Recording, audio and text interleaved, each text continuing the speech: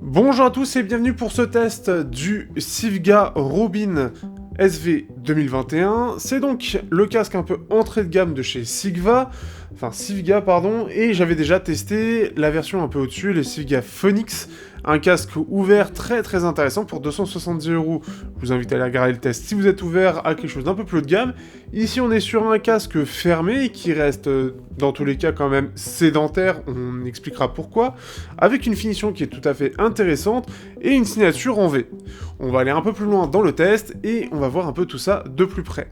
Il est vendu 170€, sachez que si vous êtes intéressé, vous avez le lien en description, il est vendu en France et je vous mets même le lien, que ce soit Amazon, le distributeur ou son vidéo. Vous avez le choix selon vers qui vous voulez aller, et en plus de ça, chez son vidéo et Amazon, donc dans les deux cas aujourd'hui maintenant, eh bien, si vous achetez dessus, ça me rapporte des sous. Voilà, ça fait plaisir si jamais vous êtes intéressé. Sur ce, on passe au test.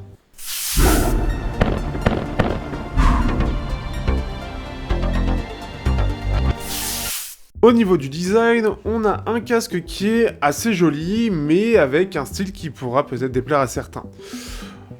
Il sera peut-être plus discret ou plus joli pour certains en noir, je vous invite à aller regarder à quoi il ressemble. Ici, j'ai pris la version un peu bois du coup, et ce qui fait qu'on a quelque chose de très réussi. On a un ensemble qui est un peu en beige et qui est donc en bois laqué, ce qui fait que c'est assez brillant. C'est un peu ça le souci, ça peut être un petit peu trop visible. Par contre, les coussinets et le dessus de tête est super confortable. Surtout au niveau des coussinets, on a vraiment une belle profondeur pour mettre la tête, donc vraiment ça va être très doux. Et en plus de ça, la qualité en eux-mêmes des coussinets fait que on les sent presque pas. Donc quand vous le posez sur la tête, on a un très grand confort, beaucoup plus que bien d'autres casques. En plus de ça, donc pour le brancher, on va avoir deux casques, en fait, enfin deux prises 2.5, donc le câble est bien évidemment fourni, et qui va aller sur un câble qui est tressé, et qui est long. Ce qui fait que vous avez quand même un scratch, donc vous pouvez le raccourcir, hein, c'est une bonne chose, mais sachez qu'il est long, donc pour ceux qui sont sédentaires, que ce soit pour le brancher une tour et être tranquille en termes de longueur, ou vous êtes un peu loin, bah voilà, vous avez la longueur, donc c'est vraiment plus fait pour du sédentaire que du nomade. On va avoir les ouvertures pour faire respirer le driver, hein, pour avaler l'air qui se trouve au-dessus de façon assez discrète. Les arceaux sont eux en métal, alors ce qui fait que c'est bien qualitatif et surtout justement la finition est vraiment excellente. J'ai pas grand chose à redire, c'est plus le style qui va plus ou moins plaire. Mais vraiment par contre quand on regarde la finition c'est extrêmement propre, ça donne envie.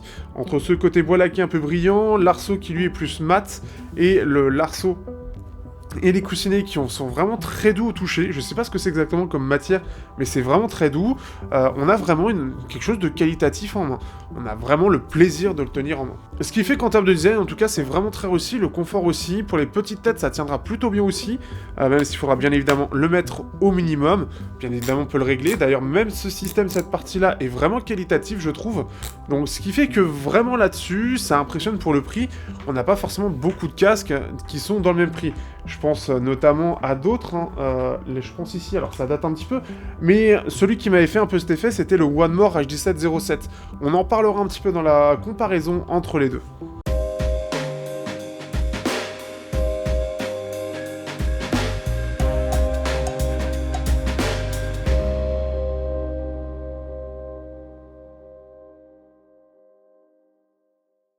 Au niveau de la partie sonore, on a droit à un driver de 40 mm qui va être assez plaisant puisqu'on est sur une signature en V. Une signature très sympa pour certains styles, mais en plus de ça, il n'y a pas que ça à montrer sur ce casque. Ce qui va être bien forcément, ça va être sur des styles assez fun, assez qui bougent, hein, que ce soit électro ou sur du métal, mais pas que. Cette signature en V, on peut voir, elle est très forte, hein, elle est vraiment très imposante, hein, on peut voir la courbe qui montre la différence justement entre par exemple le One More et celui-là, et on peut voir que là-bas c'est très élevé. Et pour autant, le casque est vraiment capable d'avoir une très belle restitution. En effet, malgré ça, on n'est pas sur quelque chose à la Beats ou à la Sony, où tout va être dans les basses et le reste va être terne ou va être complètement bouffé par les basses. Au contraire, je trouve que la clarté, et quand j'ai vu la courbe, j'étais assez étonné de la qualité, mais en faisant les comparaisons, on se retrouve bien avec cette courbe-là, on a une excellente clarté. C'est ce qui fait vraiment la grandeur de ce casque entre guillemets, mais déjà pour détailler. Donc ce qui fait qu'on va avoir une basse très imposante, très élevée. La sous-basse, elle, n'est pas trop présente, dans le sens où c'est un peu comme pour ceux qui ont regardé le test des Ai TMA2, on a un peu un creux dans la sous-basse, ce qui fait que ça va pas tellement se ressentir. On a quelque chose qui va aller assez bas, mais qui va pas prendre tout le reste en fait. Ça reste même plutôt discret, mais on sent que c'est présent. On va avoir des médiums qui sont clairement en retrait et qui va en plus de ça être appuyé par un peu plus en retrait encore une partie des aigus, mais ça se ressent pas plus que ça. Et après on a des aigus des hautes fréquences qui ressortent pas mal.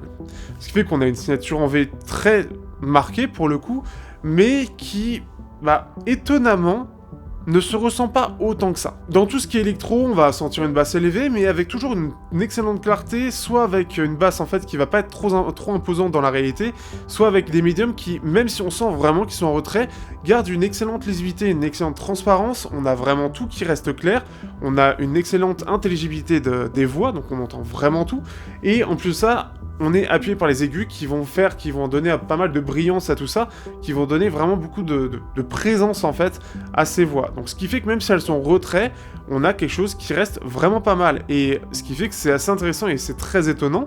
En plus de ça, donc on a des aigus très marqués et qui fait que ça va beaucoup ressortir. Alors attention à quelques sibilants sur certaines musiques, ça va parfois ressortir, ou faites attention au volume. En plus de ça, le truc que je parle pas, ou assez peu généralement, c'est que la facilité de les driver est vraiment très facile. C'est-à-dire que vous le mettez sur un smartphone, ça marchera très bien. Sur mon petit DAC audio que j'utilise aujourd'hui tous les jours, le FX Audio, je ne sais plus quoi, marque 2, je vous mettrai si j'y pense le lien. Il est assez puissant, mais ce qui fait qu'il a du mal un petit peu sur tout ce qui est sensibilité faible. Et c'est le cas ici, donc j'entends même le souffle du DAC, parce qu'il est pas cher et parce qu'il sait pas gérer ça.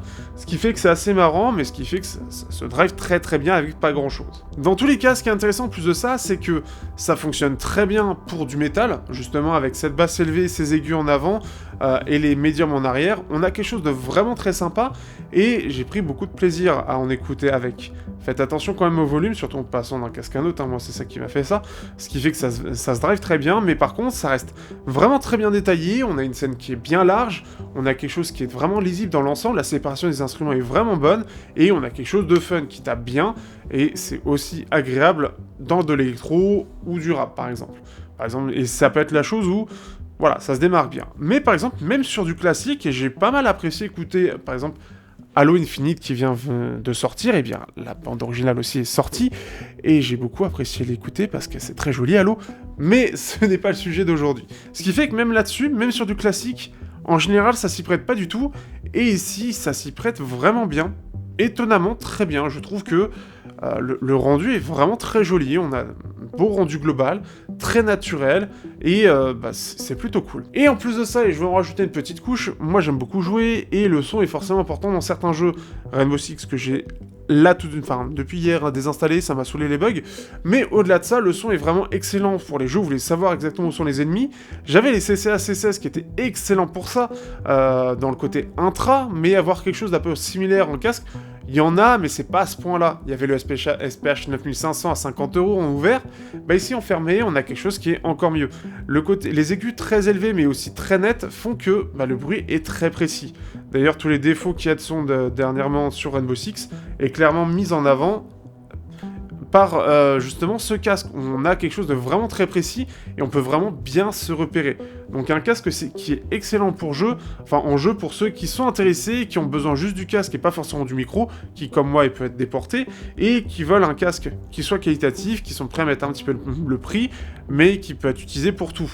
Et en tout cas qui va se démarquer de la concurrence. Clairement je le trouve très bon. Par exemple face au Epos H3 rapidement, on a quelque chose qui est certes en V, mais justement ça fait aussi un côté assez sympa pour les aigus, puisqu'on va avoir quelque chose de vachement plus précis en termes de stéréo, à savoir d'où vient le bruit. Donc vraiment quelque chose de positif de ce point de vue-là, et ça fait un atout positif en plus.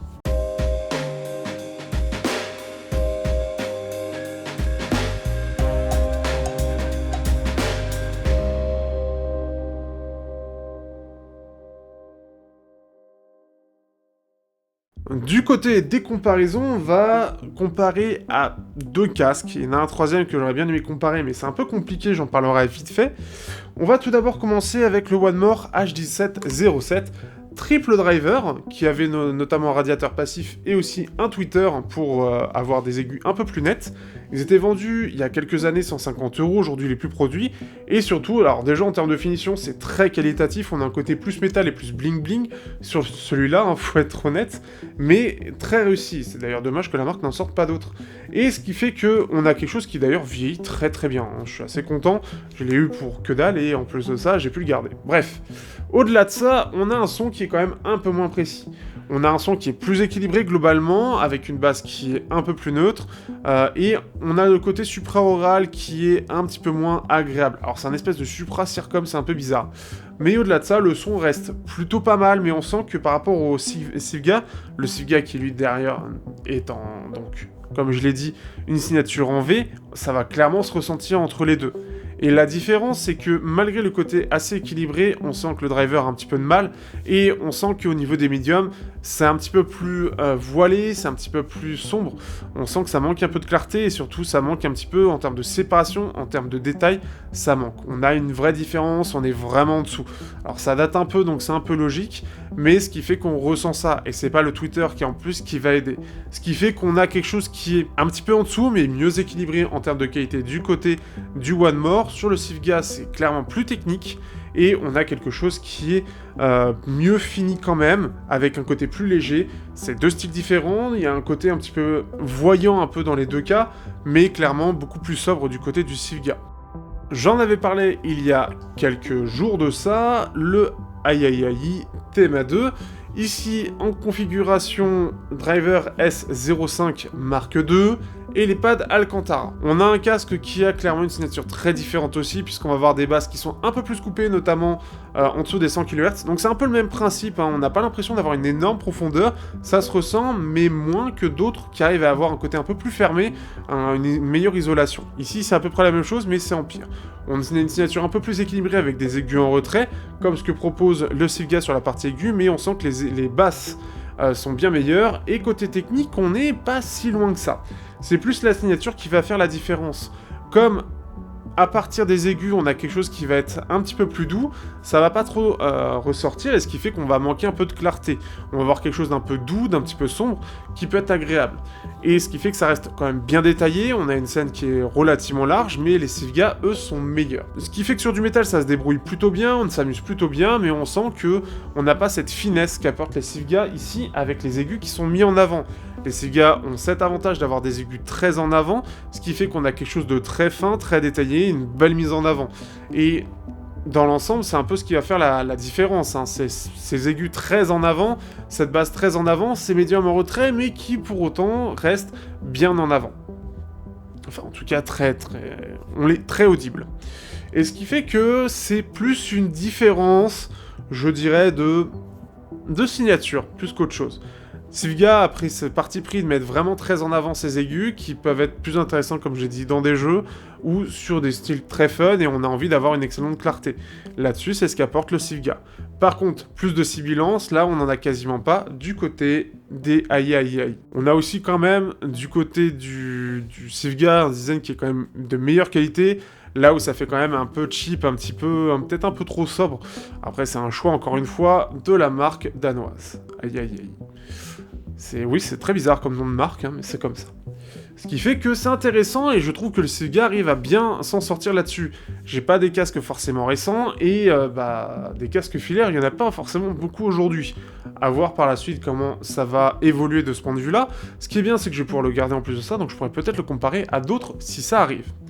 Pour terminer très très rapidement, parce que c'est un peu particulier, le Sennheiser Urbanity, celle que j'ai depuis plus de 5 ans, que la marque m'avait envoyé, et dont les pads, vous pourrez le voir peut-être en vidéo, les pads ont pris vraiment très cher, ce qui fait que le revêtement, qui permet notamment d'avoir une meilleure isolation, et donc plus de basse aussi, a complètement dépéri. J'ai maintenant plus que le tissu, ce qui fait que le casque qui est censé être hyper basseux est aujourd'hui très équilibré. Donc si vous avez un Urbanity XL qui traîne peut-être, enlevez le revêtement ou prenez des pads qui sont en tissu, et vous aurez quelque chose d'ailleurs de très neutre, C'est assez étonnant, mais c'est très neutre. Et ce qui fait que on sent que techniquement, c'est pas si éloigné, c'est peut-être le plus proche du coup. Et le côté en plus un peu neutre fait que par rapport au Sivga, on a quelque chose qui reste assez clair du côté des Sennheiser comme le Sivga.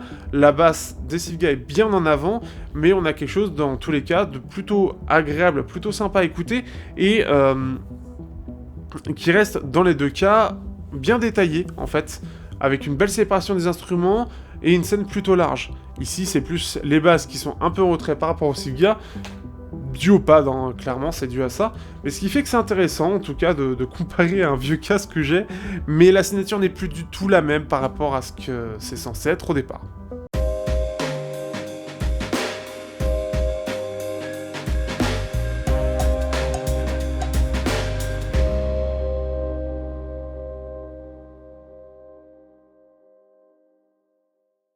Au final, que penser de ce Sivga Robin SV 2021 ? Eh bien, il est quand même super intéressant. Comme je l'ai dit, musicalement, il est quand même assez polyvalent, et étonnamment polyvalent pour la signature qu'il montre, et ça, c'est plutôt une bonne chose, mais en plus de ça, techniquement, il reste très bon aussi. En plus de ça, la qualité de construction est très bonne, il est hyper confortable, ce qui fait qu'il n'y a pas de gros défauts à dire. Après, c'est surtout la signature qui est très marquée, qui pourra déplaire à certains qui sont sensibles aux aigus, qui pourra un petit peu gêner. Son vrai gros plus, en plus d'être un casque de musique, est surtout aussi d'être un casque de jeu. Et ça, c'est plus étonnant. On a clairement la qualité, en fait, c'est facile à driver, donc même sur une manette de Xbox, ça peut se connecter sans problème, ou de PS4. Mais en plus de ça, on a quelque chose qui est agréable à l'écoute, que ce soit pour des styles nerveux ou des styles un petit peu plus calmes, et notamment, comme je l'ai dit, les musiques d'Halo. Ce qui fait que c'est plutôt cool, c'est vraiment agréable, on a vraiment quelque chose de super polyvalent. Le design pourrait un petit peu être le petit défaut qu'il y a, surtout sur la version bois, où ça ressort peut-être un peu trop avec ce côté laqué, ça aurait pu être un petit peu plus discret, mais la version noire pourra vous plaire quand même, ça permettra d'être un peu plus discret. C'est surtout aussi ce côté très confortable des pads qui est agréable, et ce qui fait qu'en plus de ça, les basses sont pas trop invasives, et ça, vu la signature, ça peut faire peur.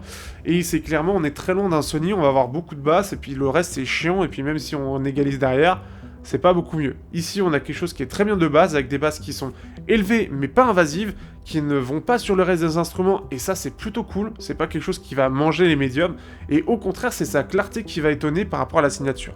Ce qui fait que c'est vraiment cool, pour 170€, c'est plutôt pas mal. De ce que j'ai vu des autres tests, parce que pour le coup j'ai assez peu de comparaisons, et donc j'ai quand même regardé d'autres tests, ça divise pas mal, mais la plupart des gens sont quand même contents de ce casque. Ils trouvent que techniquement c'est très bon, le son est vraiment très sympa, et la qualité est bonne.